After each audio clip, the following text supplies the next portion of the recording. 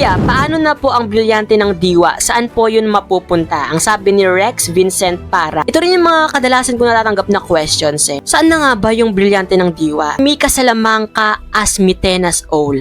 Dito ako na talagang parang, napaisip ako bigla. So yung character pala ni Mika Salamanca dito, siya yung Owl. Si Danaya at Pirena po yung nasa kaliwat kanan ni Mitena. Oo nga. If you look closely, mukhang meron siyang brilyante ng tubig or hangin. May issue kasi ng plagiarism daw sa Disney at Marvel kasi ang idea ng Magic Circle. Oh, ganun ba yun? Ito, si Cassandra yung sinaksak ni Mitena. I see. Di ako manggigil kay Mitena. Mamahalin ko karakter niya. There's so much depth sa karakter niya. Ang nakakapanggigil, yung si Memen, yung Eteria na babaero. Kaya deserve ng Encantadia na mawasak. Team Mitena here. Wow! First time natin makakita ng Team Mitena. Nakaka-overwhelm yung mga comments nyo. At the same time, parang naging isang collaborative na content siya, commentary video content siya dahil ang dami kong natutuhan sa inyo. At the same time, ay may mga ideas, knowledge ako na paprocess sa utak ko dahil aminin natin, di ba? Kung una mong mapapanood yung mga teaser na inilabas ng Encantadia, unless kasama ka nung production ng Encantadia para masagot yung mga questions natin.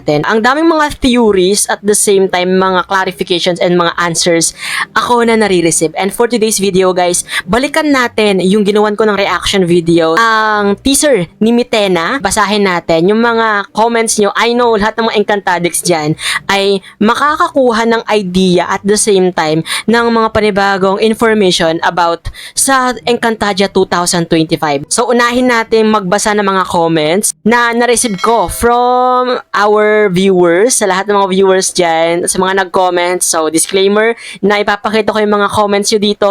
So, let's see kung ano yung mga sinasabi nyo about Encantadia Chronicles Sangre. Ito ang sabi ni Jin Lee -X4J. Can't wait, sabi niya. Diyos ko, kahit pagtulog ko, sangre laman ang utak ko next month na.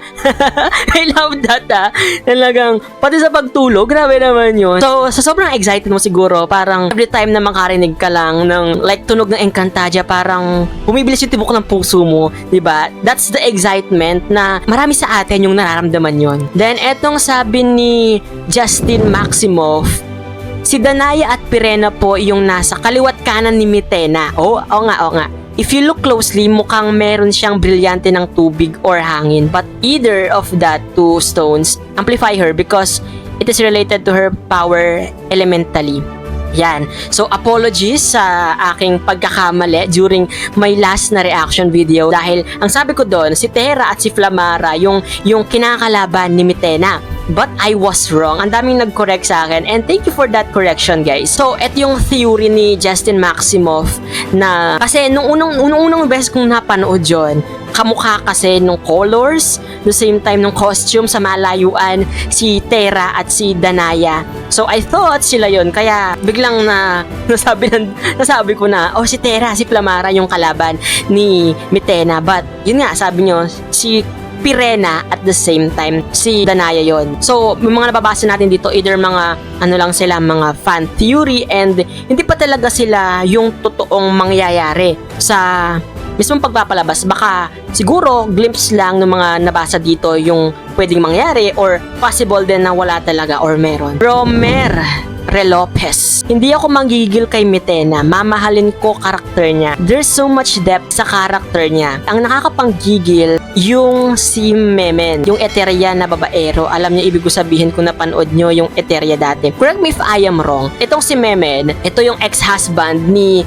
Avria. Tapos, parang nakahanap siya ng bagong girl na si Ornia. Tapos, nagkaanak sila, which is si Cassiopeia. So, doon, siguro papasok yung kwento ni Mitena. Pagkakaalam natin, is kakambal nga ni Cassiopeia si Mitena dito. Tapos basta na lang niya inabandon na sinong magulang makakagawa nun sa anak kaya deserve ng Encantadia na mawasak. Team Mitena here. Wow! First time natin makakita ng Team Mitena. Agree din naman because sa teaser na inilabas ng GMA Network na isang Ivtre si Mitena tapos parang hindi siya tanggap ng pamilya niya kaya itinapon siya sa Miniave. Okay, good point. Sige. Ang sabi naman ni Eve na 6'3" is si Mika Salamanca as Mitena's Owl. Dito ako na talagang parang, napaisip ako bigla. So yung character pala ni Mika Salamanca dito. Siya yung owl na nakita natin dun sa ending ng Sangre 2016 na kasama ni Tena doon. Like, tsaka ko lang nare-realize na ang taray, kaya palang mag-transform nung owl ni Mitena into human form or encantado form. Ang sabi naman ni Winbrine Lagundino, Pirena and Danaya yung kumakalaban kay Mitena. And as we can see din na hawak ni Mitena ang brilyante ng hangin at tubig. Plus meron pa din pong magic circle ang mga brilyante kung titignan mo yung kay Pirena at Danaya versus Mitena. Bukas ng palad ni Danaya, may magic circle na lumabas pero hindi lang halata kasi medyo lumiit yung mga brilyante. So dahil siguro sobrang bilis ng teaser na ilabas ng GMA, nakaligtaan natin yung ilang mga details. And even ako, na si 0.05 ko na yung slow-mo or yung speed nung teaser, medyo naligaw pa rin ako. Sa mismong pagpapalabas talaga natin masasagot tong mga ito. And as per Winbrine na kay Mitena daw yung brilyante ng hangin at yung tubig. Ang sabi ni Jemery ay meron pa rin pong magic circle pero lalabas lang yata kapag pinower up like in pivotal moments, parang avatar state, ganun. Oh! Another theory na baka kapag nasa kasagsagan ng laban, di ba? Yung tipong nagiinit na yung mga labanan, tsaka mag-transform yung mga brilyante, ganun ba yon? Tapos magkakaroon ng magic circle. Okay. Tapos, eto, si Cassandra yung sinaksak ni Mitena. I see. So, kung buhay, si Cassandra dito. Tapos siguro, si Cassandra dito, nasa kanya yung brilyante ng hangin. Tapos, doon makukuha ni Mitena. Ganun ba yon? Ang sabi ni Jebs dito, andyan po si Michelle D as Cassandra. Okay, si Michelle D pala si Cassandra, yung galing sa dugo ni Cassiopeia nga. Abo ni Amihan at buhok ni Lyra. Tapos namatay lang siya. Ano ba yan? Eto, ang sabi naman ni Music's Blender, may issue kasi ng plagiarism daw sa Disney at Marvel kasi ang idea ng Magic Circle. Oh, ganun ba yun?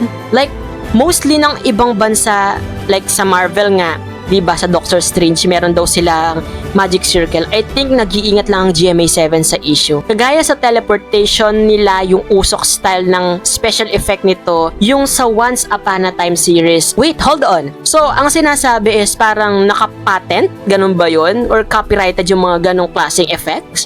But I doubt. Kasi feeling ko, it is creative freedom no? Parang wala naman nagmamay-ari sa kanila. But yun naman yung mga theory ng mga fans, baka madali pa ang ENCA sa issue ng copyright kaya binago po ito.